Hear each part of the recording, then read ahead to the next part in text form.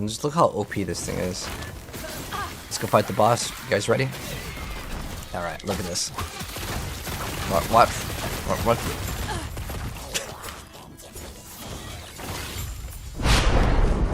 Alright guys, let's hop into it. One of the best builds this season in last Epoch is definitely going to be the Explosive Ballista build. However, there is a gameplay modification that we've done with adding in Explosive Trap. This allows us to not only proc our ballistas to spawn in, but in addition to that, we can actually spawn in these icicles with one of the uniques. Now, a lot of you guys had asked for this build, so I'm going to give you to you guys as is, as in like some of the pieces of gear I have may not be absolutely perfect, but it's exactly what I'm using in the gameplay so you guys can see what we're exactly using. So starting right off, in terms of can you use this as a league starter? Yes, this is the exact character that I actually progressed with. And if you guys want my beginner's guide, it's like the full walkthrough of the campaign. I will also link that down below, and this is what we actually played. But some of these skills you acquire as you progress. It's not like in the first 5 minutes you can equip all of these skills, because you can't even be Falconer until you invest at least 20 points into the rogue tree. So that said, you can absolutely play this as your league starter. There is no expensive things in this build. It's just basically stack dexterity, get Morning Frost, and you will be blazing through content. Once you're about level 50, you should be starting to delete screens of things pretty fast. As long as you have about 40-ish plus dexterity, you can absolutely just delete content. Later in the game, we will scale crit. However, in the very beginning stages, I would say going crit is absolutely terrible, because you're not going to have crit and crit multi at the numbers that you'd want to see realistic, returns on the investment here. So, starting right off, let's go over the skills and kind of how it plays. So you can actually play this multiple ways. So Explosive Ballista has been one of the most popular builds. I want to give a shout out to Palstrong, because I got my idea from him and he got his idea from someone else. He modified his build, and I'm modifying his build even further with the way we are actually using ballistas. So you can actually just spawn them in by just activating them, and there is a tripwire in between. When an enemy is in between, that's what causes the explosion. Now, even though I have Ballista on my bar, the reason why I have Ballista on my bar is specifically for some of these bosses. And the reason why is because sometimes it takes a second for the boss to come in, or there's kind of some downtime in between the bosses. I can manually spawn in the ballistas. However, Explosive Trap is what we can actually use to get these ballistas, and it feels a lot better. So if you've played Explosive Ballista, sometimes you're out of mana and you just need to kill some small group of enemies. There's where Explosive Trap becomes much better. Overall, it's still going to be more DPS, because you get basically 6 traps with 1 activation, as long as it's actually hitting an enemy, because it procs multiple times and it's going to give you multiple traps, which makes it super easy to proc other things that would have some sort of effect on hit. Right now I'm running Reign of Winter. You could definitely run something with extra legendary potential to be way stronger, but this is going to be an early endgame, so it's great for the earlier stages in the leveling process all the way till the endgame of maps. But you could definitely get certain things to be better. I mean, obviously getting all exalted piece of gear is ideal, but this is going to be realistic for most people to obtain. Nothing here is very expensive in terms of acquiring. Basically, you just stack as much dexterity as possible. So Explosive Trap or Ballista is going to be our main source of damage. You can even remove Ballista from your bar if you want to. I'm just using it specifically for bosses because it's awesome. Basically when you're completing the echoes. Then we're running Falconry so we can get our Falcon, and then we're using Dive Bomb to add more DPS. And then we are using, there's Ballista here, it's just there on the bar. And then Aerial Assault for mobility, but it also one-shots majority of things in the game. And as you're progressing through the campaign, it is excellent. So that's what we're using for our skill bar. Now, as far as the passives, I'll leave the max roll planner here, but pretty much you obviously have to put points into Rogue so you can go to the next area. Now, with most of the Ballista builds, you are not scaling your damage as much as you're scaling minion damage. In this build, we can actually choose either, because the minions will be getting a portion, specifically the Ballista will be getting a portion of our damage. So it's not just a pure pet build like the Ballistas kind of are set up to be for most of the Explosive Ballista builds, because I like doing damage myself. The Ballista does do an insane amount of damage, it does way more, but it still gives you enough damage to kind of clear up the trash, and it just feels much better to play when you're using the Explosive Traps. Then we're putting a bunch of points into Falconer. Again, you guys can copy it. Now, I want to go ahead and mention, just as a heads up, we are level 80 right now. However, if you push further, you definitely want to consider going and running a shield. Getting glancing blows can be really good for survivability, and that is when you're going more into corruption. But I would say a majority of players just kind of want to complete the campaign and then, you know, complete all of the echoes. And then corruption, there will be maybe a smaller player base that kind of wants to do those. But I will upload a follow-up video for this build for more min-maxing, but pretty much just putting some points in here. I'll kind of mouse over the things that are important, but basically just scaling a bunch of health, getting a chance to get haste. There's some extra damage over there.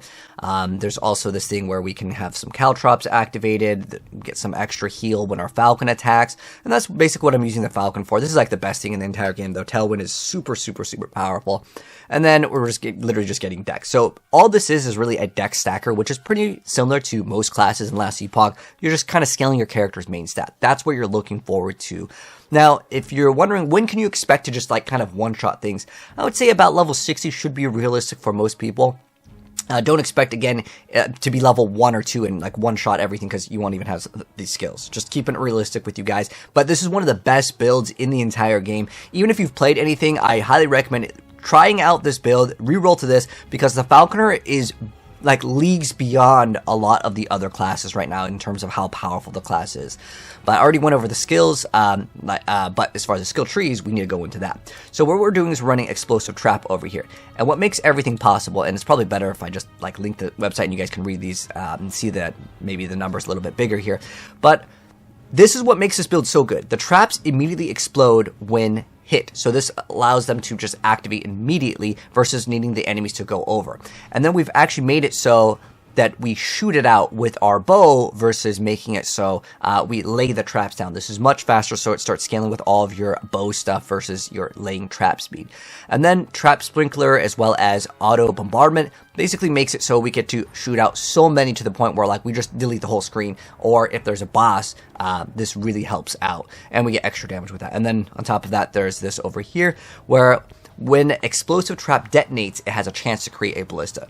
You shoot out 3, and the 3 will then essentially get multiplied. That's basically how it works, because you get additional 2, which makes it 3, and then it procs multiple times, because you have a 30 plus a 70, and hey, that's 100, right? The extra trap drop chance.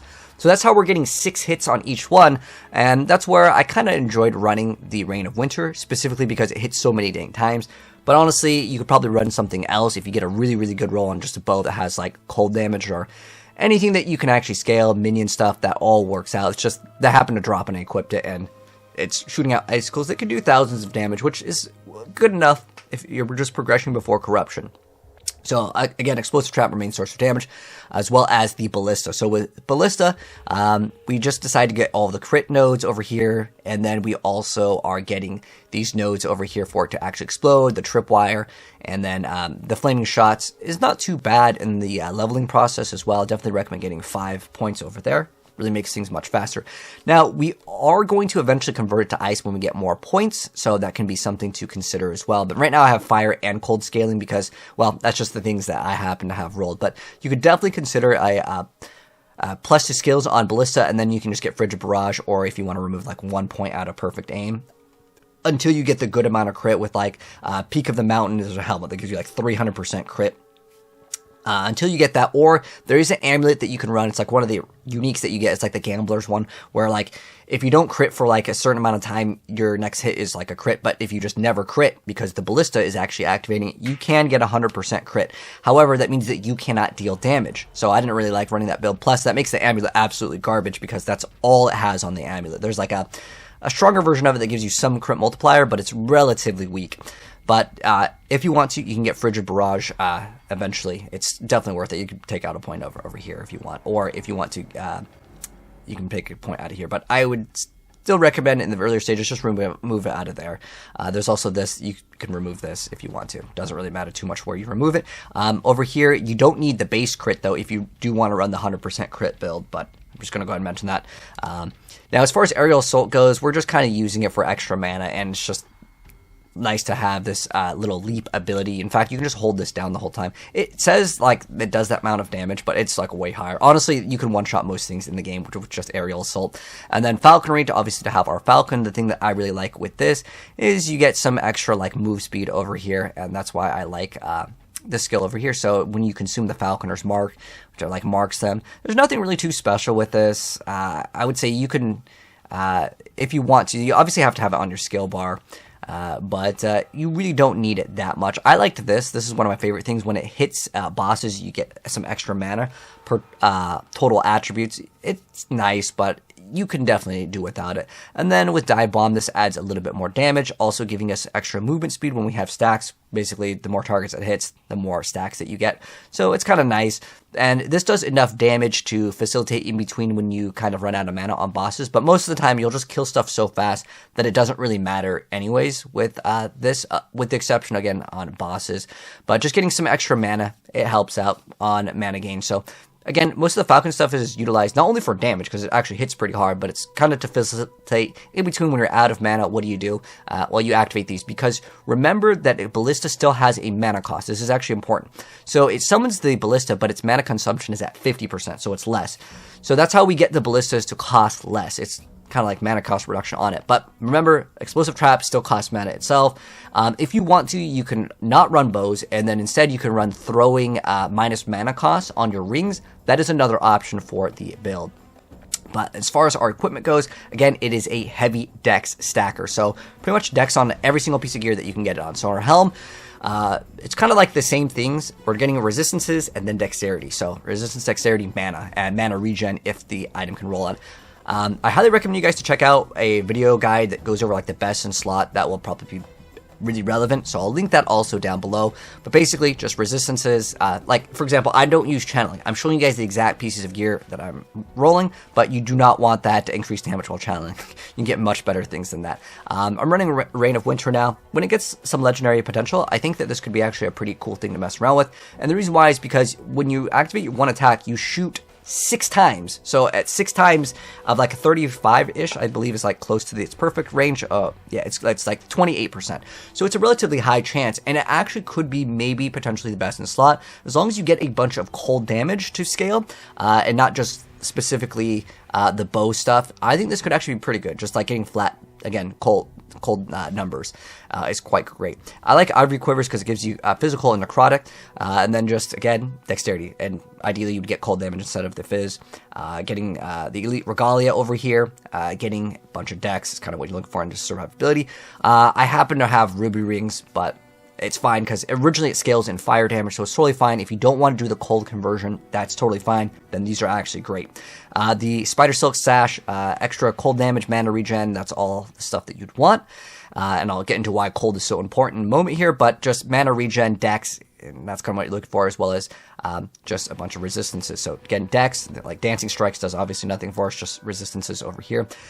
This is actually one of the most important things. This is 2/3 of our damage, Morning Frost. What does it do? The only important stat here, obviously getting movement speed is good, but the only stat that you actually really want is +1 damage to attacks and spells per point of dexterity. So you just completely max out as much dexterity as you can, and you get a lot of base damage. So this is not just like +1 in terms of numbers. This is hundreds of damage when you add all of it. It's pretty much the main source of DPS. And in fact, these boots are so good, I expect them to get nerfed. Like, they're just out of control. Now, you will have to get a lot of cold and physical resistances on like almost every single piece of gear that you can get on, unless you are A-okay on that. There's actually one of the blessings here that gives us Fizz Res, but for the most part, I wouldn't worry too much about the blessings. There's one that gives you mana. That's like the only one that I would consider.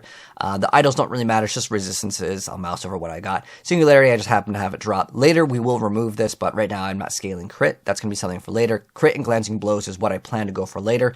But yeah, this build is just deleting content. And then for the gloves, you want the Arcane Brace, just mana regen, mana, and then these are pretty good because it has crit chance, dex, cold, and physical. Even though we cannot do crits, our pet is going to be dealing crits. If you're wondering, like, why would you run Singularity? Well, that's why. You can also get a pretty good pair of gloves that give you like 40% attack speed, but then you can't deal crits, and you can combo with Singularity to get some insane attack speed.